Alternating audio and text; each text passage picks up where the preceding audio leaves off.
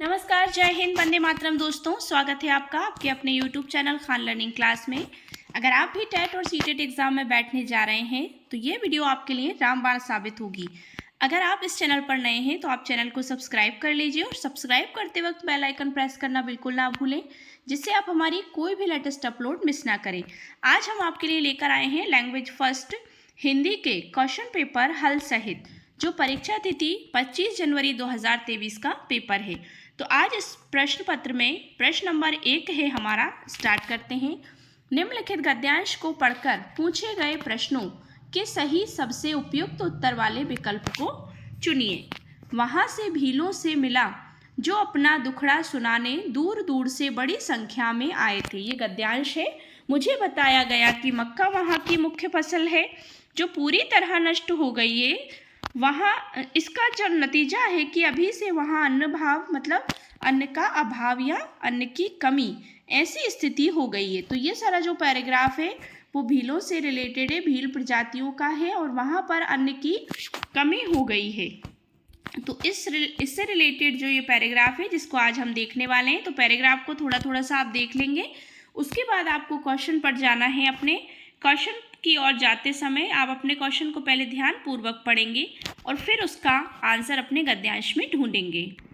आज के वीडियो का हमारा पहला प्रश्न है, गद्यांश के अनुसार भील अपने मवेशी क्यों मार रहे थे? मवेशियों की संख्या अधिक हो गई थी, मवेशी नियंत्रण से बाहर हो गए थे, फसलें खराब होने के कारण अनाज की कमी हो गई थी, या फिर मवेशियों को मारना उनकी परंपरा है। सो राइट आंसर क्या हो जाएगा? अकॉर्डिंग टू गद्यांश के अनुसार फसलें खराब होने के कारण अनाज की कमी हो गई थी, जिसकी वजह से भील अपने मवेशियों को मार रहे थे।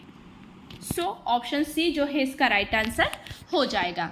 नेक्स्ट क्वेश्चन है हमारा, भारवाही पशु का क्या अर्थ है? भारवाही, भार ढोने वाले पशु, भारी पशु, दूध देने वाले पशु या फिर जंगली पशु। तो भारवाही से समझ गए आप। भारवाही मतलब भार ढोने वाले पशु, बोझा ढोने वाले पशु को भारवाही, भार मतलब होता है वजन, भारवाही पशु का अर्थ भार ढोने वाले पशु से है। नेक्स्ट क्वेश्चन है, पहाड़ी क्षेत्र के बाहर क्या घटना घटी? फसल सूख गई, टिड्डियों ने फसल नष्ट कर दी, फसल लहलहा रही थी या टिड्डियों ने घरों पर हमला कर दिया था। सो राइट आंसर क्या हो जाएगा? ऑप्शन नंबर बी, टिड्डियों ने फसल को नष्ट कर दिया था। मतलब जो कीट होती है उनने फसल को, टिड्डी दल जो आता है ना फसल पर, उनने फसल को नष्ट कर दिया था। नेक्स्ट क्वेश्चन है प्रश्न नंबर 4, आप यहाँ देख सकते हैं, मवेशी ना बचने पर क्या होता है? अगले मौसम की फसल के लिए पशु मिल जाते हैं, अगले मौसम की फसल के लिए समय से जुताई व बुआई ना हो पाती, अगले मौसम की फसल सामान्य ना होती, या अगले मौसम की फसल अच्छी होती है। तो मवेशी ना बचने पर क्या होता है? ऑप्शन नंबर बी, अगले मौसम की फसल के लिए समय से जुताई व बुआई नहीं हो पाती, क्योंकि उसमें पशुओं का होना भी जरूरी है। नेक्स्ट क्वेश्चन है, टिड्डियां हैं जातिवाचक संज्ञा, भाववाचक संज्ञा, व्यक्तिवाचक संज्ञा या फिर गुणवाचक विशेषण? सो राइट आंसर क्या हो जाएगा? ऑप्शन नंबर ए, जातिवाचक संज्ञा है। ये टिड्डियां जो है वो जातिवाचक संज्ञा है, क्योंकि जातिवाचक संज्ञा जिन संज्ञाओं के एक ही प्रकार की वस्तुओं अथवा व्यक्तियों का बोध हो उन्हें जातिवाचक संज्ञा कहते हैं, जैसे नदी, मनुष्य, घर आदि। और व्यक्तिवाचक संज्ञा क्या होती है? जिस शब्द से किसी एक वस्तु या व्यक्ति का बोध हो उसे व्यक्तिवाचक संज्ञा कहते हैं, मतलब पर्सनल जो नाउन होती है वो बोलते हैं, जैसे राम, गांधी जी, गंगा, काशी इत्यादि। नेक्स्ट क्वेश्चन है, ज्ञात का विलोम है अज्ञान, अज्ञात, अजय, अनजान। तो वो सिंपल सा क्वेश्चन है, आप समझ ही गए होंगे। ज्ञात का विलोम क्या हो जाएगा? ज्ञात का विलोम हो जाएगा अज्ञात।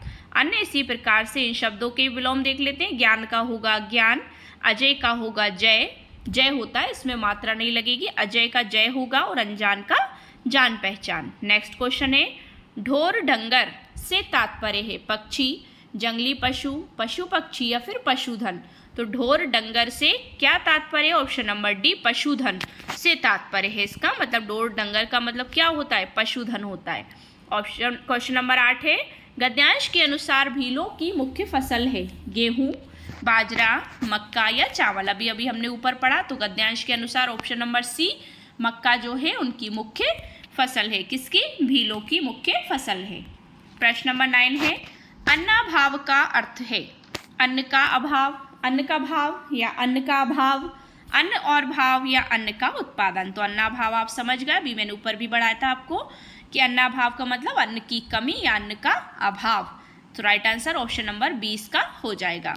नेक्स्ट है, अब हमारे आते हैं काव्यांश के प्रश्न। ये थे हमारे गद्यांश के प्रश्न 9। अब काव्यांश के प्रश्न शुरू होते हैं। तो काव्यांश को पढ़कर पूछे गए प्रश्नों के सही सबसे उपयुक्त उत्तर दीजिए।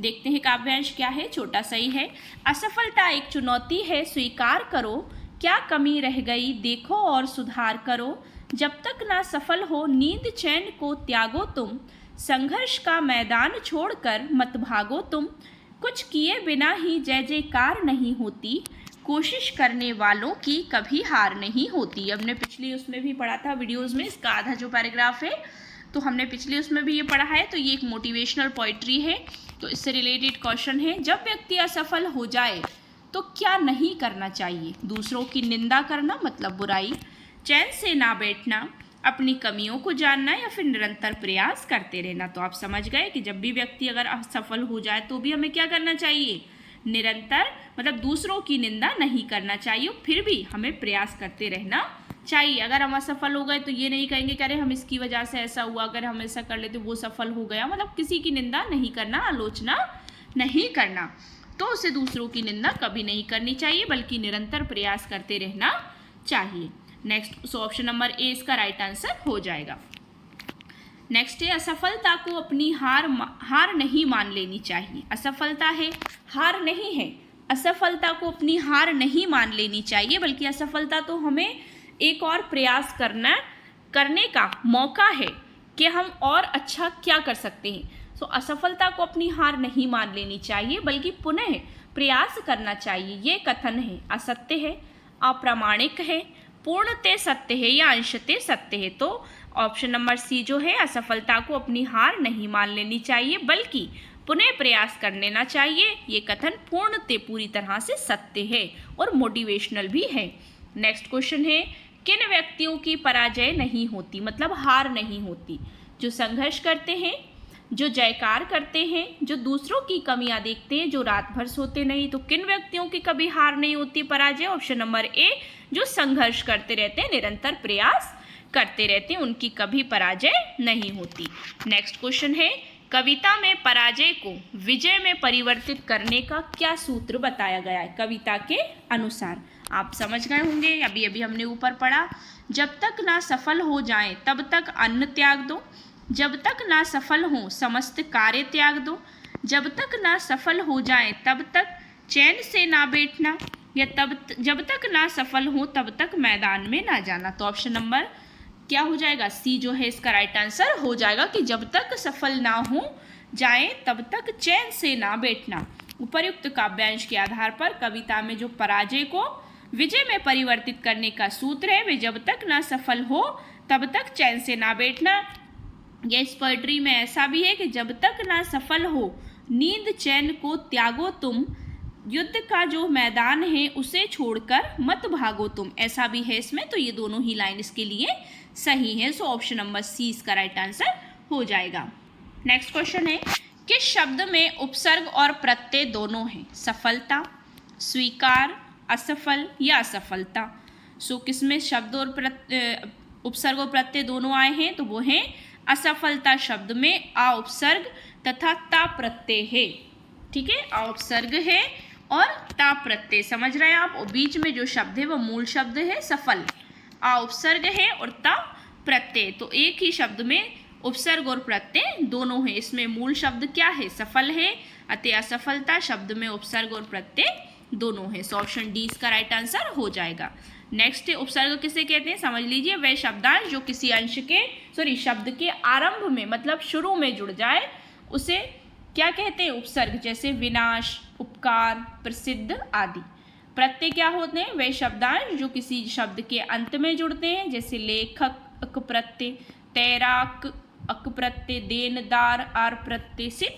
तो इस तरह से हो जाएगा। नेक्स्ट है, सफल शब्द है परिमाणवाचक विशेषण, गुणवाचक विशेषण, सर्वनामिक विशेषण या संख्यावाचक विशेषण।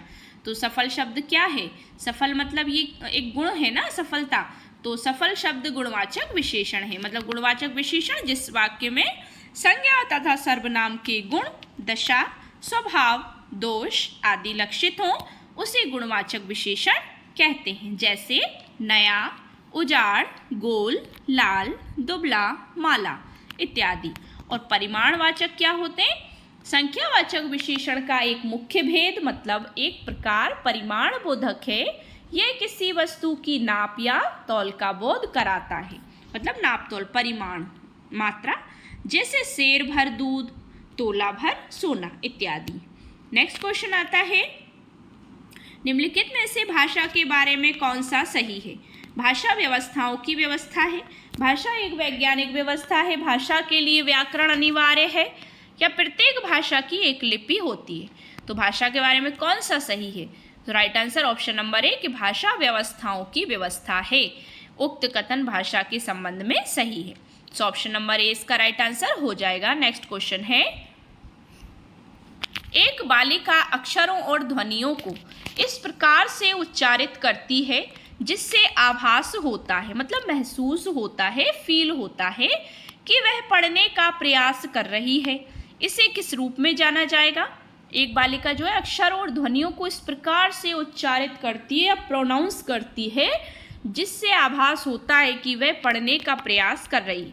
इसे किस रूप में जाना जाएगा? कूट भाषा में बदलना, एनकोडिंग, अर्थ ग्रहण करने के लिए पठन, कंठस्थ करना या फिर अर्थापन करना, डिकोडिंग करना।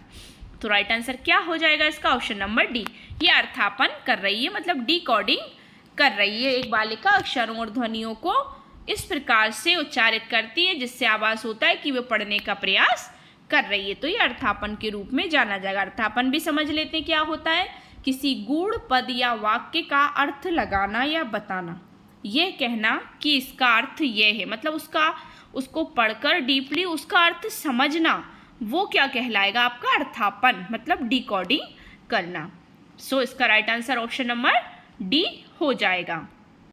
क्वेश्चन नंबर 18 कक्षा में द्वितीय भाषा का अध्यापन करते हुए एक अध्यापिका विद्यार्थी को अंत्यक्रिया करने एवं एक दूसरे को समझाने की दृष्टि से अपनी घर की भाषाओं के प्रयोग की स्वतंत्रता देती है।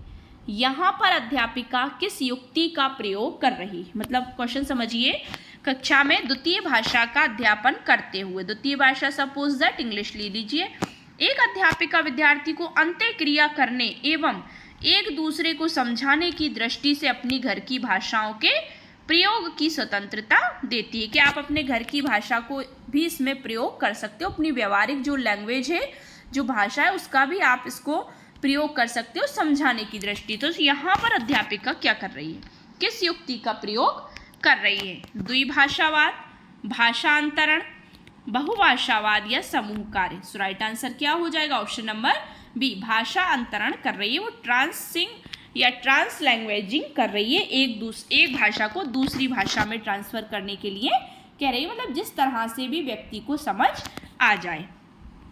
सो ऑप्शन नंबर बी जो है इसका राइट आंसर हो जाएगा। और बहुभाषावाद भी आप इसे कह सकते हैं क्योंकि कक्षा में द्वितीय भाषा का अध्यापन करते हुए एक अध्यापिका विद्यार्थी को अंत्यक्रिया करने एवं एक दूसरे को समझाने की दृष्टि से अपनी घर की भाषाओं के प्रयोग की स्वतंत्रता अगर दे रही है तो यहाँ पर अध्यापिका भाषांतरण भी कर रही है एवं बहुभाषावाद युक्ति का प्रयोग भी कर रही है। तो ऑप्शन नंबर बी तो इसका क्लियर हो गई, लेकिन सी भी समथिंग सही है। नेक्स्ट क्वेश्चन है, राष्ट्रीय शिक्षा नीति 2020 द्वारा बुनियादी चरण की अवधि क्या है? राष्ट्रीय शिक्षा नीति नेशनल एजुकेशन पॉलिसी 2020 द्वारा बुनियादी चरण की अवधि क्या है? 2 वर्ष, 3 वर्ष, 4 वर्ष या फिर 5 वर्ष। सो राइट आंसर क्या हो जाएगा? Option number D. इसकी अवधि कितनी है? राष्ट्रीय शिक्षा नीति 2020 के द्वारा 5 वर्ष है। जैसे इस तरह आप देख सकते हैं, राष्ट्रीय शिक्षा नीति जो अभी आई है 5+3+3+4 डिजाइन वाले शैक्षणिक संरचना का प्रावधान किया गया है जो 3 से 18 वर्ष की आयु वाले बच्चों को शामिल करता है। ठीक है, तो इस तरह से इसको आप यहाँ देख सकते हैं कि कक्षा 3 के स्तर के लिए बच्चों के आधारभूत कौशल सुनिश्चित किया जाएगा। तो ऑप्शन नंबर डी जो है वो इसका राइट आंसर हो जाएगा। नेक्स्ट क्वेश्चन है, निम्नलिखित में से कौन सा स्रोत बच्चों में भाषा विकास का स्रोत है, मतलब लैंग्वेज डेवलपमेंट का स्रोत है। ऑप्शन है जब बच्चे दूसरे द्वारा बोली जा रही भाषा पर ध्यान देते हैं, गर्भावस्था के दौरान माँ द्वारा बोली जा रही भाषा, बच्चों को जन्म देते समय माँ द्वारा बोली जा रही भाषा, या फिर बच्चों के साथ बातचीत करते समय माँ द्वारा अक्सर बोली जा रही भाषा।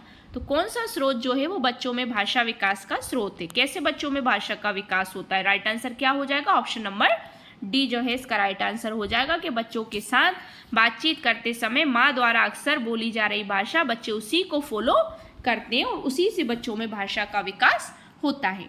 सो ऑप्शन डी इसका राइट आंसर हो जाएगा। नेक्स्ट क्वेश्चन है, एक बालिका ने अभी हाल ही में बुनियादी चरण में प्रवेश लिया है, मतलब बेसिक एजुकेशन, बेसिक स्टेप के लिए प्रवेश लिया है, तो वह दीवारों और फर्श पर इस तरह की आड़ी तिरछी लकीरें खींचती है। मतलब छोटी ही बच्ची है जिनका कोई आकार या प्रतिरूप नहीं है, मतलब जिसका कोई सेंस नहीं निकल रहा, कोई आकार भी नहीं है पर्टिकुलर।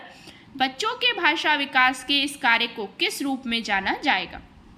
आरंभिक साक्षरता है, कार्यात्मक साक्षरता है, ये संज्ञानात्मक विकास का एक भाग है, या फिर संख्या बोध का विकास है? सो राइट आंसर हो जाएगा इसका ऑप्शन नंबर जो ए है वो इसका राइट आंसर हो जाएगा कि एक बालिका ने अभी आकार या प्रतिरूप नहीं है, मतलब एक बालिका में अभी जो है वो आकार या प्रतिरूप बिल्कुल भी नहीं है। बच्चों के भाषा विकास के इस कार्य को आरंभिक साक्षरता के रूप में जाना जाएगा। तो इसमें क्या आ जाएगा? अभी आरंभिक साक्षरता आकार या प्रतिरूप नहीं है, तो उसे आरंभिक साक्षरता ही कहेंगे, मतलब वो शुरुआती है जो सीख रही है, अभी साक्षर नहीं हुई है। तो संज्ञानात्मक विकास क्या होता है? तंत्रिका विज्ञान या मनोविज्ञान का एक अध्ययन क्षेत्र है जिसमें बच्चों द्वारा सूचना प्रसंस्करण, भाषा सीखने तथा मस्तिष्क विकास के अन्य पहलुओं पर ध्यान केंद्रित किया जाता है। उसे कॉग्निटिव डेवलपमेंट कहते हैं, संज्ञानात्मक विकास कहते हैं।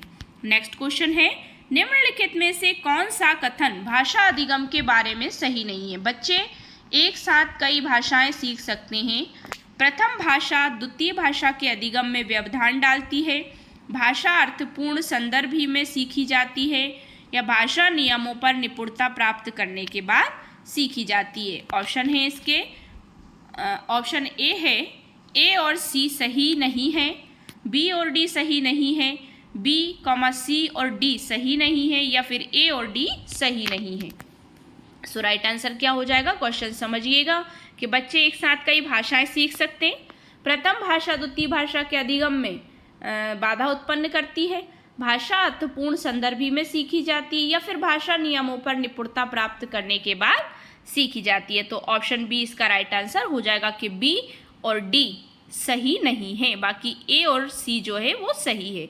मतलब प्रथम भाषा द्वितीय भाषा के अधिगम में व्यवधान डालती है, ऐसा कुछ नहीं है, और डी भाषा नियमों पर निपुणता प्राप्त करने के बाद सीखी जाती है, ऐसा भी कोई रूल्स नहीं है। ऑप्शन ए और सी जो है वो सही ऑप्शन है, मतलब बच्चे एक साथ कई भाषा सीख सकते हैं और भाषा अर्थपूर्ण संदर्भी में भी सीखी जाती है। नेक्स्ट क्वेश्चन है, कक्षा 5 का विद्यार्थी अरुण पेड़ों के बारे में एक अनुच्छेद सुनाता है, यह सुनता है, और वह ध्वनि, शब्दों और उसके बाद समग्र विचार बिंदुओं पर ध्यान केंद्रित करता है। श्रवण के इस उपागम को क्या कहा जाएगा? मतलब कक्षा 5 का एक विद्यार्थी अरुण है जो पेड़ों के बारे में एक अनुच्छेद सुनता है और वह ध्वनि, शब्दों और उसके बाद समग्र विचार बिंदु पर ध्यान केंद्रित कर रहा है। तो श्रवण के इस उपागम को क्या कहेंगे? टॉप डाउन मॉडल, मिश्रित मॉडल, गुणात्मक उपागम या बॉटम अप उपागम? सो राइट आंसर हो जाएगा, इसको कहेंगे option number D, bottom up उपागम। कक्षा 5 का जो विद्यार्थी है वो क्या सीख रहा है? बॉटम अप उपागम क्या होता है देख लेते हैं। ये एक ऐसी प्रक्रिया है जो किसी या जो एक हिस्से से दूसरे हिस्से तक जाती है। ये ध्वनियों से शब्दों, वाक्यांशों, खंडों और अन्य व्याकरणिक तत्वों तक ले जाने वाले या जाने वाले पाठ की व्याख्या करने पर केंद्रित होती है। इसी को बॉटम अप उपागम कहते हैं। नेक्स्ट क्वेश्चन है, एक अध्यापिका कक्षा 5 के विद्यार्थियों को तरह तरह के जीवा मुड़कन गीत, टंग ट्विस्टर करवाती है, मतलब जिसमें बच्चों की जो ज़बान है, जीवा जो है वो मुड़ जाती है, मतलब घुमा फिरा कर ऐसे गीत करवाती है। तो वे शिक्षार्थियों को क्या सिखाना चाहती है? श्रवण, वाचन और उच्चारण, वाचन और पठन। ऑप्शन सी है उच्चारण करवा रही है, प्रोनाउंसिएशन, या फिर समावेशित रूप से सभी कौशल सिखा रही है। सो राइट आंसर क्या हो जाएगा? ऑप्शन नंबर सी, वो केवल बच्चों को उच्चारण करना सिखा रही है। एक अध्यापिका कक्षा 5 के विद्यार्थियों को तरह तरह के जिह्वा मुड़कन गीत टंग ट्विस्टर करवाती है, तो वह शिक्षार्थियों को उच्चारण सिखाना चाहती है। नेक्स्ट क्वेश्चन है, ऑप्शन सी इसका राइट आंसर हो जाएगा। नेक्स्ट है, निम्नलिखित में से कौन सा संकेत भाषा के बारे में सही नहीं है? संकेत भाषा की व्याकरण होती है, संकेत भाषा प्राकृतिक भाषा है, संकेत भाषा की व्याकरण नहीं होती है, संकेत भाषा के विभिन्न प्रकार होते हैं। सो निम्नलिखित में से कौन सा है जो संकेत भाषा के बारे में सही नहीं है? तो ऑप्शन सी, संकेत भाषा की व्याकरण नहीं होती है, ये गलत ऑप्शन है, मतलब ये सही नहीं है। नेक्स्ट क्वेश्चन है, एक अध्यापिका अपनी कक्षा में 2-2 के जोड़ों में काम करवा रही है। वे 8 वाक्यों के एक अनुच्छेद से एक वाक्य एक विद्यार्थी, दूसरा वाक्य दूसरा विद्यार्थी, इस तरह से बारी बारी से पढ़वाती है। विद्यार्थियों को अपने जोड़ीदार से सुने गए वाक्य लिखने हैं। वे अनुच्छेद पूरा लिखकर एक दूसरे को दिखाते हैं कि उन्होंने सही लिखा है या नहीं। भाषा अधिगम की इस गतिविधि को किस रूप में जाना जाएगा? मतलब क्या करवाया जा रहा है क्लासरूम में एक्टिविटी के रूप में कि वे 8 वाक्यों के अनुच्छेद को अनुच्छेद से एक वाक्य एक विद्यार्थी, दूसरा वाक्य दूसरा विद्यार्थी, इस तरह से बारी बारी से पढ़वा रही है। जैसे हम नाटक एकांकी वगैरह पढ़वाते हैं ना, एकांकी होती है, ये चीज़ें पढ़वाते हैं ना, नाटक होता है, बच्चों को पात्र दे देते हैं, कैरेक्टर डिवाइड कर देते हैं, तो विद्यार्थियों को अपने जोड़ीदार से सुने गए जो वाक्य हैं उनको लिखना है। मतलब दूसरा जो उनका जोड़ीदार, जो पार्टनर जो वाक्य बोल रहा है, उनको उन्हें लिखना है। वे अनुच्छेद पूरा लिखकर एक दूसरे को दिखाते हैं कि उन्होंने सही लिखा है या नहीं। मतलब जिसने वैसा बोला था उसको पता होगा। तो भाषा अधिगम की इस गतिविधि को आप क्या कहेंगे? पारस्परिक श्रुतलेख है, अनुच्छेद श्रुतलेख है, श्रवण कार्य या लेखन कार्य? सो राइट आंसर हो जाएगा ऑप्शन नंबर ए, पारस्परिक श्रुतलेख कर रहे हैं, तो प्रयुक्त उद्धरण भाषा अधिगम की पारस्परिक श्रुतलेख के रूप में जाना जाएगा। नेक्स्ट है, एक भारत श्रेष्ठ भारत क्या है? ये इंपॉर्टेंट क्वेश्चन है। विद्यार्थियों में भारतीय भाषाओं और संस्कृति को समुन्नत करने का भारत सरकार का फ्लैगशिप कार्यक्रम है। पर्यटन और सांस्कृतिक अन्वेषण को समुन्नत करने की भारत सरकार की रेल योजना है। विद्यालय में सभी विद्यार्थियों में एकता को समुन्नत करने का कार्यक्रम है, या फिर विद्यालय शिक्षा द्वारा भारत की प्राकृतिक संस्कृति, परंपराओं और इतिहास का अन्वेषण है। सो राइट आंसर हो जाएगा ऑप्शन नंबर ए, कि विद्यार्थियों को भारतीय भाषाओं और संस्कृति को समुन्नत करने का भारत सरकार का फ्लैगशिप कार्यक्रम है, एक भारत श्रेष्ठ भारत। नेक्स्ट क्वेश्चन है, एक अध्यापिका अपने विद्यार्थियों के कक्षा और कक्षा से बाहर किए गए अधिगम के उदाहरण संग्रहित करके समग्र आकलन हेतु उनका प्रयोग करती है। एक अध्यापिका है, अपने विद्यार्थियों के कक्षा और कक्षा के बाहर किए गए अधिगम मतलब लर्निंग, सीखने के उदाहरण संग्रहित मतलब इकट्ठा करके समग्र आकलन, सभी का आकलन हेतु उनका प्रयोग करती है। तो आकलन की इन प्रक्रियाओं को किस रूप में जाना जाएगा? संकल्पनात्मक आकलन है, रचनात्मक आकलन है, पोर्टफोलियो आकलन है या सतत आकलन है? सो राइट आंसर हो जाएगा उपयुक्त आकलन की इन प्रक्रियाओं को पोर्टफोलियो आकलन के रूप में जाना जाएगा। क्योंकि संकल्पनात्मक आकलन क्या होता है? इसका मुख्य उद्देश्य किसी कोर्स की समाप्ति के बाद विद्यार्थियों की अधिगम, उन्नति और उपलब्धियों को ज्ञात करना होता है। पोर्टफोलियो के अंतर्गत क्या आता है कि सभी मतलब आसपास की वस्तुएं उनका इकट्ठा करना, कलेक्ट करना, उनका कलेक्शन करके उनके बारे में जानकारी प्रदान करना और उसको नोट डाउन करना, ये उनका पोर्टफोलियो कहलाता है। नेक्स्ट है, भारतीय संविधान में हिंदी भाषा की क्या स्थिति है? कार्यालयी भाषा है, सहकार्यालयी भाषा है, जुड़ाव यानी लिंक भाषा है या फिर राष्ट्रीय भाषा है? सो राइट आंसर क्या हो जाएगा? ऑप्शन नंबर ए, कार्यालयी भाषा है। भारतीय संविधान में हिंदी भाषा की स्थिति कार्यालयी भाषा है। संविधान के अनुच्छेद 343 के अंतर्गत संघ की जो राजभाषा के संबंध में प्रावधान किया गया है, और अनुच्छेद 343 के खंड 1 के अनुसार देखा जाए तो देवनागरी जो लिपि है उसमें हिंदी संघ की राजभाषा है, लिखित भाषा है। आज की वीडियो का हमारा लास्ट क्वेश्चन है, एक बालिका जब विद्यालय में प्रवेश लेती है उसके पास अपनी मातृभाषा है, साथ ही समाज में बोली जाने वाली भाषा है जो उसकी मातृभाषा से अलग है, भिन्न है। विद्यालय में माध्यम की एक अलग भाषा है, उसकी भाषा अधिगम के संबंध में निम्नलिखित में से कौन सा कथन सही नहीं है।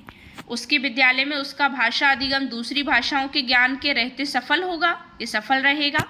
उसकी मातृभाषा और दूसरी भाषा उसके विद्यालयी भाषा अधिगम में व्यवधान डालेगी, मतलब कोई बाधा उत्पन्न करेगी।